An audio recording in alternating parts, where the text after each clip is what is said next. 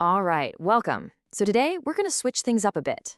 Instead of deep analysis or breaking down meanings, we're just going to tell a story, a raw, cinematic story, taken straight from the lyrics of a classic track, scene by incredible scene. Okay, let's dive right in. Our story opens, as so many great LA stories do, from behind the wheel of a car. We meet our narrator, and we meet his iconic ride, a 1964 Impala. And just like that, the scene is set. You can feel it, right? We're in South Central LA, and the day is just getting started. So the vibe here is super chill. Our narrator's just driving, taking in the neighborhood, jocking the freaks, clocking the dough. He pulls up to a park just to see what's going on and finds a couple of guys, knuckleheads he calls them, just shooting some basketball. Seems like a totally normal day. And then another car pulls up, a fresh El Camino. And this is where we meet our first supporting character, a guy named Kilo G. He rolls his window down and he's got a very direct mission for the day. And that's it. That's the whole plan. GTA, Grand Theft Auto. The hustle is officially on. For these guys, the goal for the day is crystal clear. And let's just say the methods are, well, they're uncompromising. And with that, our narrator just lays it all out. This is the unwritten law of his world. It's way more than just a cool line. It's the code. It's the rule book they all live by. And we are about to see it put into action.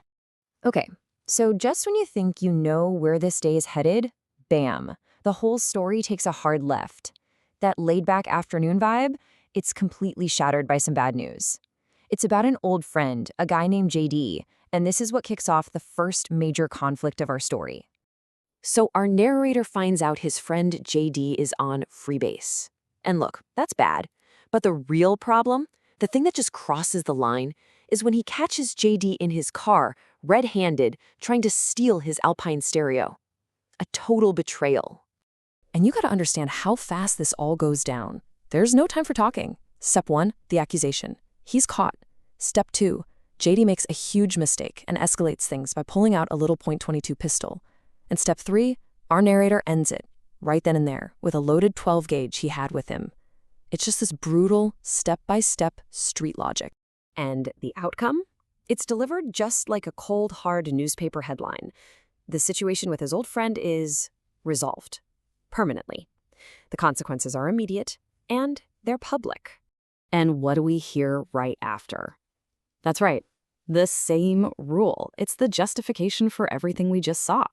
The code was tested, and the code was enforced. Simple as that. Now, this next part is a little jarring, I gotta say. The story takes another sharp turn. After leaving a man dead in the street, you'd think the narrator's next move would be about hiding out, right? Or maybe some remorse. Nope, he's just bored, and he wants to party. So what does he do? The day just keeps going. He rolls up in his Impala to where his friends are, they hand him a 40-ounce beer, and he starts drinking. Then he hits some Bacardi and figures, hey, time to go get my girl. For him, life just moves on. Instantly. So he gets to her house and man, things just go south. And they go south fast. She says something he doesn't like, so he grabs her by her hair. She keeps talking back, so he slaps her. And when her father comes out yelling about it, our narrator knocks him out cold with the right cross. It's just another sudden, violent explosion. And there it is again. The exact same justification. It doesn't matter if it's a friend stealing from you or an argument with your girlfriend and her dad, the code is the code. It's absolute. So after leaving all that chaos behind, our narrator gets back in his 64, he's driving again, and he's feeling like he's back in charge, rolling hard, under control. But you know how these stories go. That feeling of control, it's not gonna last. And bam, just like that, it's over. His prized 64 Impala is completely wrecked. There's no buildup, no drama, just a sudden, violent stop. The joyride is done, and his reaction, oh, brother, throw it in the gutter and go buy another. Ice cold. So he just walks away from this wreck, right? And as he spots his friends, Kat and Kilo G. They see him, they flip a U-turn to pick him up, but just then, an undercover cop in a Nova pulls him over.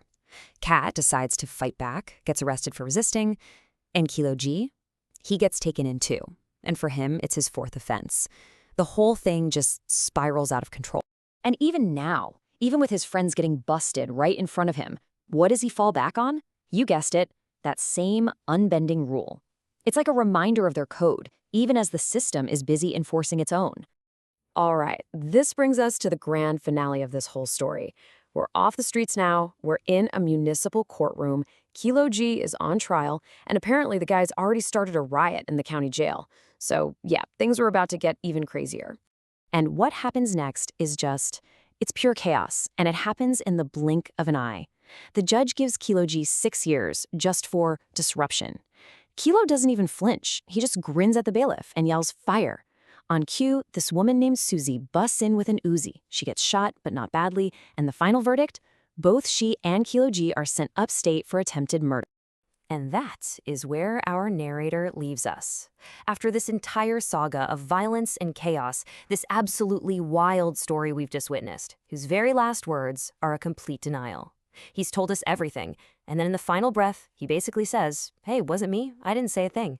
There's no moral, no reflection, just the raw story and one hell of a defiant exit line.